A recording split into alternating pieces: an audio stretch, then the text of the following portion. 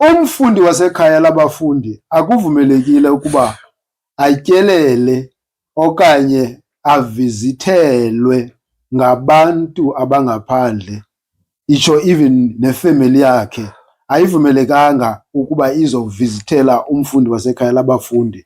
Naye akasenalungelo lokuphuma engaphandle yokuvizithela ikhaya labafundi.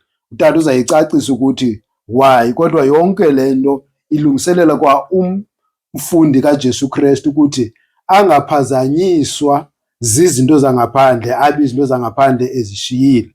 Ngoba abantu abasuka ngaphandle kusuka besiza belandelwa zizinto zabo, bethetha ilanguage yabo yangaphandle, nabantu abaphuma apha besiya ngaphandle bafika phaya bonganyelwe yimimoya engendawo, imimoya engcolile.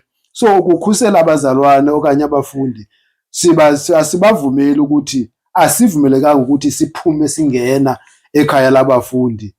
Amen. Amen. Uphendula umbuzo othi why.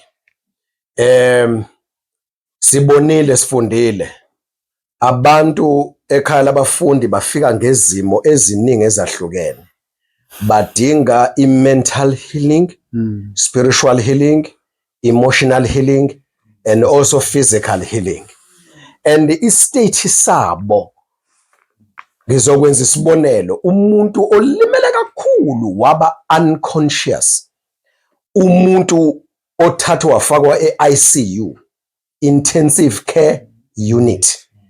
Lo muntu lowo akakwazi ukukhuluma, akakwazi ukubona muntu, isimo sakhe sibucayi, and ngendlela esicritical ngayo ungafika wena nesakhe isimo umenza abe worse instead ukuthi abe ngcono.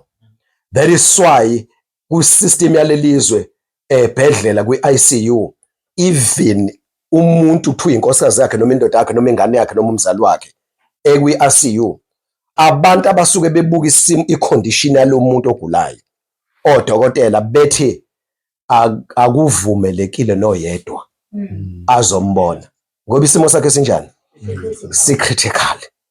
Umhlaba bazalwane usishayile.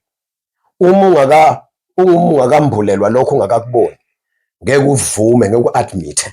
Kodwa mazohlala phansi uyibuka impilo emhlabeni bese uyibuka nawe impilo yakho, akusiyona lento uNkulunkulu ayisilethe siye emhlabeni.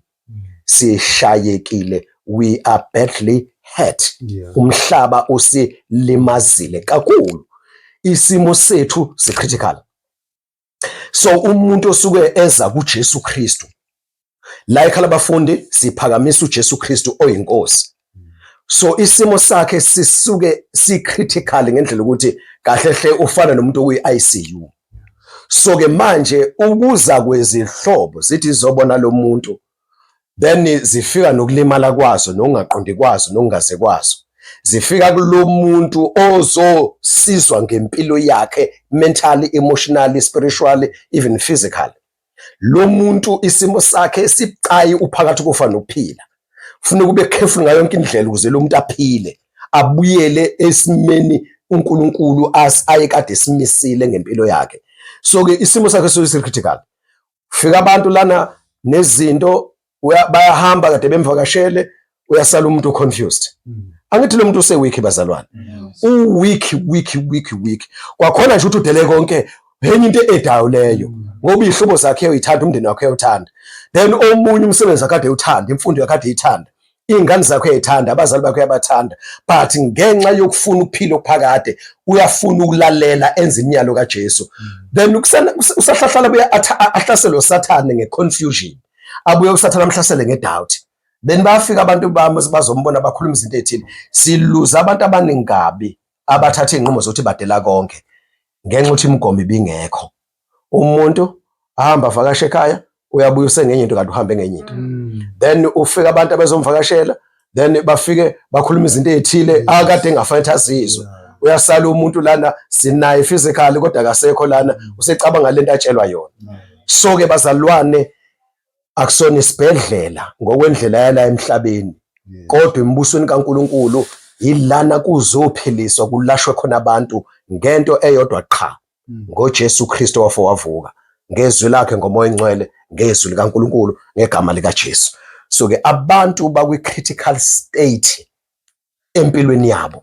That is why ke bazalwane ke sibonile, we have seen this, sine experience yalento ukuthi abantu bayalimala uma ngabe kunento nje inkululeko.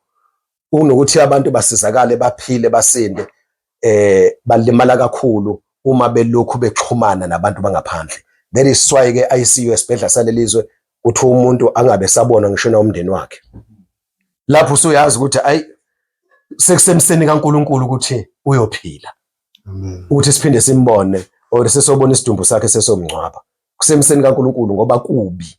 So ke abantu abafika ekhaya labafundi bazalwane, once umuntu wanquma ukuthi udela ukuzala ekhaya labafundi, umuntu osebonile ukuthi impilo yakhe kubi. Yeah. And kusele kancane ukuthi aye esihogweni. So kufuneka manje anqandwe ngayo yonke indlela, kufundiswe izwi kaNkulunkulu, angaphazamiseki ngalutho. Mhlambe ke uma kwenzeka kanjalo, uNkulunkulu ngomusa wakhe, mhlawumbe umndeni wakhe noma abantu bakhe abakuba enyameni yakhe bophinde bambone esaphila, kodwa kube ukuthi impilo ayisafani. Uphile embusweni kaNkulunkulu ngentando kaNkulunkulu, kodwa ehlisi bayazi ukuthi ukhona, uyaphila, uyaphefumula, siyakwazi ukumbona ngoba bayamthanda abantu bakubo naye uyabathanda, kodwa sihlukanisa ukuthi siyakholwa, sifuna intando kaNkulunkulu, abakuba bakayifuni intando kaNkulunkulu. So ke ake sithi uma ke indaba yokuvakashelana nje egameni likaJesu lapha ekhaya labafundisi. Ngiyabonga baba. Amen. Nazi ke incwadi emasizifunda ezisekela lo myalelo.